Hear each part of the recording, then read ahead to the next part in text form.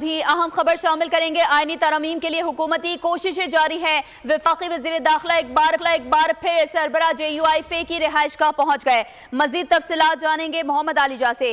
आलिजा बताएगा, आईनी तरमीम का मामला जल्द मंतक़ी अंजाम तक पहुंचेगा, तारड़ की जानिब से कहा गया। दूसरी जानिब मौलाना ने तरमीमी बिल को मुस्तरद कर दिया। अब फिर वज़ीर दाखिला मोहसिन नकवी मौलाना की रिहाइश गाह पहुंच गए। मनाने की एक बार फिर कोशिश की जा रही है। ये कोशिश नाकाम है या कामयाब हो पाएगी इस बार?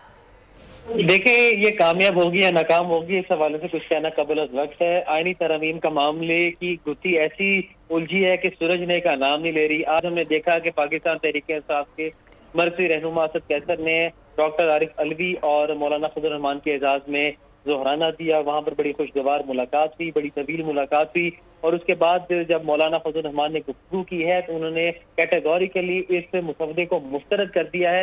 और उसके बाद हमने देखा है कि वफाकी वज़ीर दाखिला मोहसिन नकवी साहब वो इस वक्त मौलाना फजल रहमान की रिहाइश गाह पहुंचे हैं और आईनी तरमीम के हवाले से अहम मुशावरत जारी है। अब इस हवाले से मजीद क्या पेशरफ होती है वो कुछ वक्त में पता चलेगी, लेकिन ताहाल ये अहम मामला है कि जैसे ही मौलाना ने मुसवदा मुस्तरद किया उसके बाद वफाकी वज़ीर दाखिला मोहसिन नकवी वो मौलाना की रिहाइश गाह पहुंचे हैं और इस हवाले से मुशावरत जारी है। ठीक है, मोहम्मद आलिजा हमसे तफसीलन आगाह कर रहे थे, बहुत शुक्रिया। सब्सक्राइब करें और बेल दबाएं ताकि कोई खबर रह न जाए।